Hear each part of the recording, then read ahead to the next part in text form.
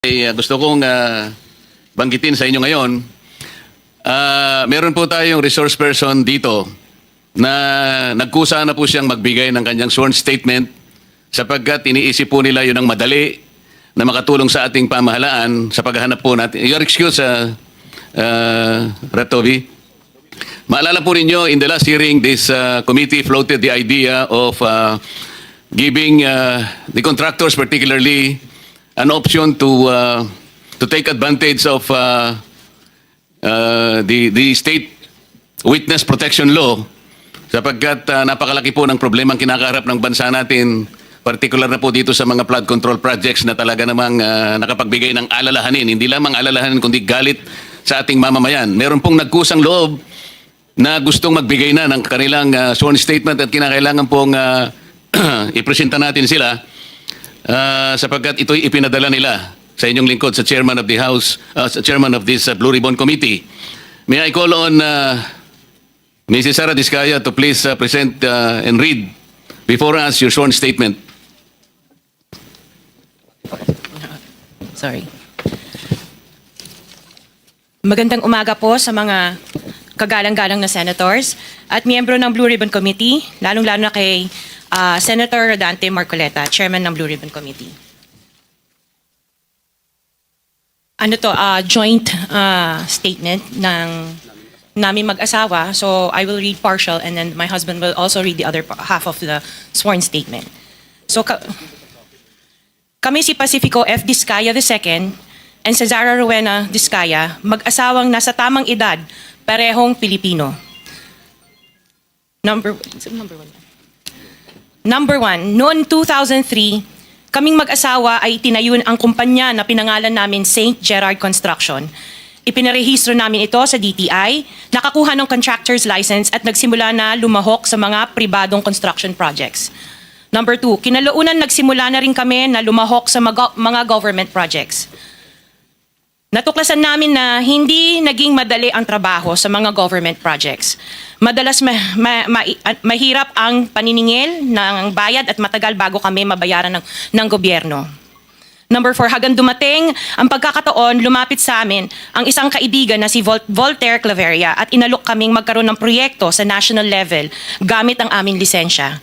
Number 5, ipinakilala niya ang sarili niya na nagtatrabaho para sa isang congressman at nangakong kapag nagbigay kami ng pera ay makakakuha kami ng proyekto.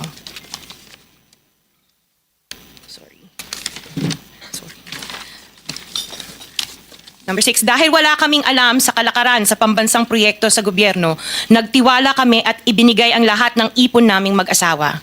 Sa kasamaang palad, niloko lang niya kami. Naglaho siya, dala ang pera namin mag-asawa. Nagpunta kami sa DPWH para i-report ang nangyari pero hindi nila ito pinansin. Kahit ganon, hindi kami sumuko. Gusto ko pa rin gawin ng tama ang negosyo kaya patuloy kaming sumasali sa mga biddings sa gobyerno. Sa kalaunan, ang kumpanya namin ay nanalo sa mga bidding sa mga proyekto sa national government sa pamamagitan ng patas na bidding. Ibinuhos namin ang lahat ng aming pagsisikap para maipakita ang kakayahan ng aming kumpanya na mayroong maayos na paggagawa, dekalidad na resulta at natatapos sa tamang oras.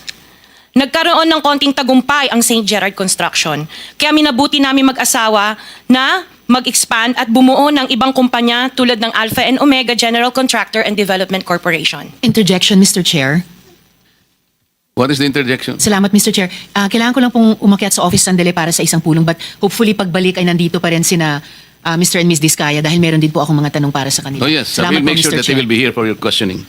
Mr. Chair, point Yes. of order.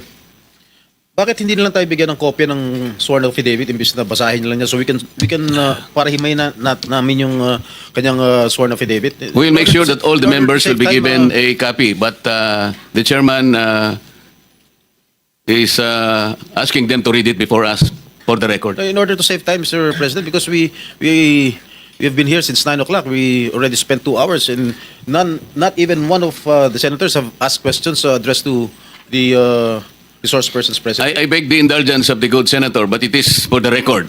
This is a sworn statement, at from this statement, kailangan dito sila matanong na mabuti. Proceed. Pakibilisan nyo lang para makatipid tayo ng panahon. Ngunit nung nagsimula ang makilala ang St. Gerard Construction, dumating naman ang panibagong pagsubok. Unti-unti nagsilapitan ang mga district engineers at mga regional directors ng DPWH at mga chiefs of staff na mga mambabatas na nag-aalok ng mga proyektong sinasabi nilang pondo ng mambabatas. Nung una, sinubukan naming labanan ng mga ito sa pamamagitan ng pagre-report sa DPWH at pagpapadyaryo ng mga tiwaling kawani ng gobyerno, subalit hindi sila natitinag sa mga ito. Sabi nila, dapat tanggapin namin ang realidad na dapat kaming magbayad sa mga mambabatas kung gusto po namin magpatuloy na magkaroon ng project sa gobyerno. Kung hindi, binabala nila na matatanggal na sa listahan ang kumpanya namin at hindi na makakakuha ng kahit anong proyekto. Hindi namin ginusto kailanman na mapasama sa ganitong sistema, pero kailangan namin magpatuloy para sa pamilya at mga empleyado namin. Dahil sa aming paglaban, sa mga tiwaling bidding, maraming beses naming naranasan na ma-disqualify ng Bids and Awards Committee ng DPWH na hawak ng mga mambabatas na nagpondo sa proyekto. Dahil naiipit na ang aming negosyo, lumulubog na kami sa lumalaking utang ng kumpanya at peligro sa buhay ng aming pamilya. Napilitan kaming makisama sa kalakaran kahit labag sa aming kalooban. Magandang umaga po, Mr. Chair at kagalang-galang na senators at miyembro ng Blue Ribbon Committee, lalong-lalo po kay Senator Rodante Marcoleta. Diretso na. Number 15. Sorry po. 16, paulit-ulit kaming ginamit ng mga nasa pwesto sa sistemang ito. Wala kaming magawa dahil kung hindi kami makikisama, gagawa nila ng problema ang project na na-award sa amin sa pamamagitan ng mutual termination o pagkakaroon ng right-of-way problem na parehong nagdudulot ng hindi matuloy ang implementasyon ng mga proyekto. Matapos naming manalo sa mga bidding, may mga opisyal mula sa DPWS ang lumalapit sa amin para humingi at kumuha ng bahagi niya sa halaga ng proyekto. Ang hinihingi nilang porsyento ay hindi bababa sa 10% at umaabot pa sa 25% na naging kondisyon upang hindi maipit ang implementasyon ng kontrata. Ito ay binibigay namin sa kanila ng cash. Ang bawat transaksyon ay may karampatang voucher at ledger na nagsasaad ng mga araw at kung kailan nila ito natanggap. Ilan sa kanila ay sina Terence Calatrava, former Undersecretary of Office of the Presidential Assistant of the Visayas of the Philippines, Kong Roman Romulo of Pasig City, Kong Jojo Ang of Usmag Ilonggo Party List, Congressman Patrick Michael Vargas of Quezon City, Kong Juan Carlos Arjo Aitaide of Quezon City, Nicanor Nicky Briones of Aga Party List, Congressman Marcelino Marcy Teodoro of Marikina, Congressman Florida Robes of San Jose del Monte, Bulacan, Congressman Leandro Jesus Madroño of Romblon, Congressman Benjamin Benji Agarao Jr., Congressman Florencio Gabriel Bemnoel of Anwaray Party List, Kong Leo de Ode Tariela of Occidental Mindoro, Congressman Reynan Arrogancia of Quezon Province, Kong Marvin Rillo of Quezon City, Kong Teodoro Haresco of Aklan, Kong Antonieta Yudela of Zamboanga Sibugay, Kong Dean Asisio of Caloocan, Kong Marivic Pilar of Quezon City. 21. Mayroon ding mga kinatawa ng ilang politiko na nakikipagtagpo sa amin upang manghingi ng porsyento kapalit ng mga porsyento ng mga proyekto. Ang mga porsyentong ito ay 25% ay ipinipilit sa amin bilang karaniwang kalakaran na wala akong kakainang tanggihan. Ilan sa kanila ay sina Regional Director Eduardo Virgilio of DPWS Region 5, Director Ramon Ariola III of Unified Management UPMO, District Engineer Henry Alcantara, DPWS Bulacan First, Undersecretary Robert Bernardo, District Engineer Aristotle Ramos of DPWS Metro First, Pasig City, District Engineer Manny Bulusan of DPWS North, Manila Deo, District Engineer Edgardo Sipingol of DPWS Bulacan Subdeo, District Engineer Michael Rosaria of DPWS Quezon Second Deo. Karamihan sa mga kawani ng DPWS na nabanggit sa itaas ay paulit-ulit na binabanggit ang delivery ng pera ay para sa kaisaldi ko na dapat at least 25%.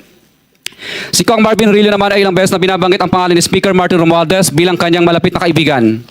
25. Sa tuwing umiinom kami sa Wine Story, sa BGC at sa Shangri-La Mall, sinasabi pa ni Kong Rillo na lahat ng kanyang request para sa pondo ay galing pa mismo sa unprogrammed funds at insertion na inaaprubahan ni Speaker. Ang tao ni Marvin Rillo na si Bogs Magalong ang pumupunta sa amin para kunin ang pera sa aming opisina o sa Wine Story. Si Kong Jojo Ang naman, lagi ring binabanggit sa lahat ng project sa kanya ay papondo ni Speaker at ni Saldico. Mataas ang hinihingi sa project, dagdag pa niya, hindi naman lahat ng pera ay para sa kanya, kundi para kay Speaker at kay Saldico. Sa lungsod ng Pasig naman, lumapit sa akin ang DPWH project engineer na si Angelita Garucha para kolektahin ang parte ni Kong Roman Romulo sa flood control projects noong 2022, number 28. Pagdating ng 2025, si District Engineer Aristotle Ramos ang sumunod na nagpakilala na bagman ni Kong Roman Romulo kung saan 30% ang kanyang hiningi ay para kay Kong Roman Romulo. Sinabihan ko kay D.E. Ramos na masyado namang mataas, ngunit sinabi niya na walang magagawa dito dahil pondo ito galing sa unprogram funds at insertion galing sa taas.